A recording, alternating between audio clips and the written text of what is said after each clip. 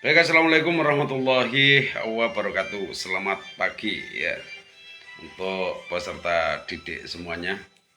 Ahli terapi bekam Singowande dimanapun panjenengan berada ya. Jadi saya ingin menegaskan kepada panjenengan semuanya, khususnya kepada peserta didik Singowande ya. Untuk menjadi ahli terapi bekam, hendaknya panjenengan memperhatikan beberapa aspek ya, yaitu demi keamanan panjenengan. Apa yang dipersiapkan ketika panjenengan itu ingin menjadi ahli terapi bekam? Yang pertama, Anda harus menyiapkan mental ya. Mental Anda disiapkan ya.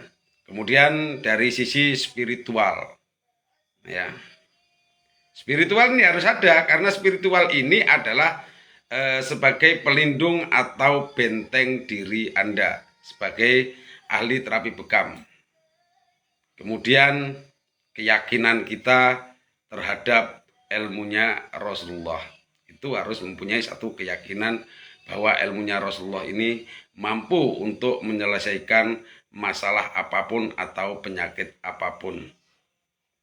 Yang keempat adalah keikhlasan kita untuk melaksanakan atau untuk mempraktekkannya. Baik ya, saya akan membahas tentang spiritualnya. Ya, membahas tentang spiritual. Kenapa harus dipersiapkan dari segi spiritual?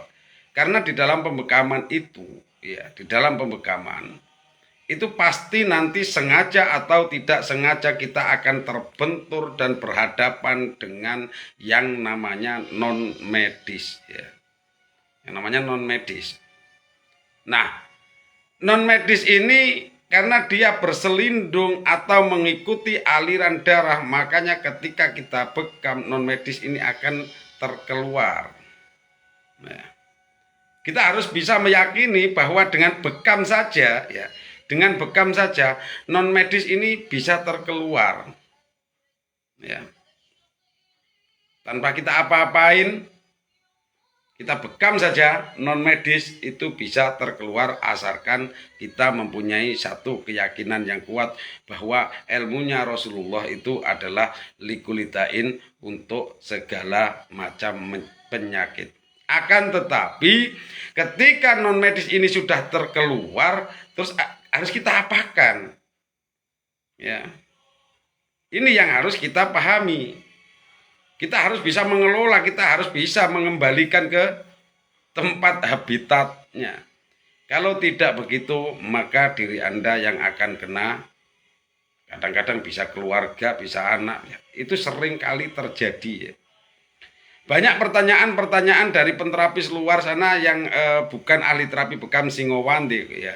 Itu banyak bertanya kepada saya. Dan tentu saja saya tidak bisa memberikan gambaran atau pelajaran spiritual itu kepada mereka karena bukan murid saya. Nah, kalau di Singowande ini sudah saya barengi dan sudah saya gabungkan, dan teman-teman semuanya sudah sering mengalami ketika terjadi non medis apa yang dia lakukan, tinggal mengikuti arahan dari saya dan alhamdulillah semuanya terselesaikan. Ada yang berpendapat tidak ada non medis, ya sudah silakan. Ya, nggak masalah. Tidak harus mengikuti saya. Ini saya berbicara kepada peserta didik saya ya, agar lebih waspada dan berhati-hati. Kalau saya percaya karena saya sering mengalami dan sering mendapati juga termasuk murid-murid saya. Ketika terjadi non medis langsung kontak, Pak ini non medis rasanya gini. Nah, ya sudah lakukan ini treatmentnya ini gitu. Kalau saya itu seperti itu. Dan juga ada satu trainer ya, pakar bekam juga, yang dulu tidak pernah sih membahas tentang non medis, itu nggak pernah. Tapi setelah mengalami sendiri, beliau baru bercerita itu ada. Nah, yang saya alami non medis itu macam-macam ya. Cuman saya tidak memposting tentang non medis itu, saya tidak mau tenar di situ. Yang saya tekankan adalah bekamnya saja. Cuman saya beritahukan kepada panjenengan bahwa untuk menjadi ahli terapi bekam itu bukan setakat hafal titiknya saja, bukan setakat tahu instrumennya, akan tetapi menjadi ahli terapi bekam itu harus betul-betul bisa membentengi dirinya sendiri dengan spiritual, juga harus bisa menyelesaikan ketika non medis ini terkeluar. Jadi non medis itu bukan misalkan diruqyah atau dibacakan, ya memang terkeluar, Anda bacakan memang terkeluar. Nah setelah terkeluar ini ada penyelesaiannya agar tidak mengganggu orang lain, itu juga ada. Nah itu kita harus paham betul ya, yang seperti ini harus paham betul. Kalau kita sedikit saja salah, maka itu akan membahayakan diri kita sendiri, bahkan membahayakan dengan orang lain. Satu pengalaman dari teman saya, dia meruqyah ya. Dia meruqyah. Sebelum dibekam diruqyah, memang bagus sebelum dibekam diruqyah. Sehingga non medis sebelum dibekam itu sudah terkeluar. Dia tidak memahami. Mungkin menurut dia setelah terkeluar itu bebas, tidak. Ya. Setelah pulang dari membekam itu non medis menghantam dia. Ya. Karena non medisnya itu hanya dikeluarkan saja. Ibarat ayam dikeluarkan dari kombongnya gitu aja, jadi dia merayau. Nah ini yang harus kita perhatikan.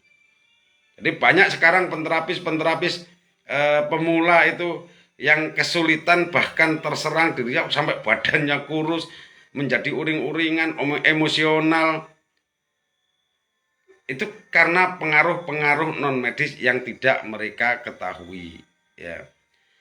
Nah makanya untuk menjadi ahli terapi bekam, sekali lagi persiapkan mental Anda, spiritual Anda, keyakinan Anda tentang ilmu bekam, dan keikhlasan Anda. Ini penting sekali.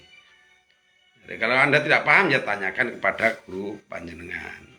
Ya, jangan setakat titik berarti saya sudah bisa titiknya, sudah bisa instrumennya, saya bekam nanti orangnya sembuh. Tidak begitu ya. Tidak begitu. Banyak hal yang tidak dibahas, banyak hal yang tidak pernah dibahas oleh pelatih-pelatih, oleh trainer-trainer itu, sehingga menyulitkan dan sangat mengganggu, bahkan sangat fatal mengenai penterapisnya itu sendiri ya. Jadi harap hati-hati untuk menjadi ahli terapi bekam, siapkan betul-betul diri Anda. Mudah-mudahan berkah dan manfaat. Wassalamualaikum warahmatullahi wabarakatuh.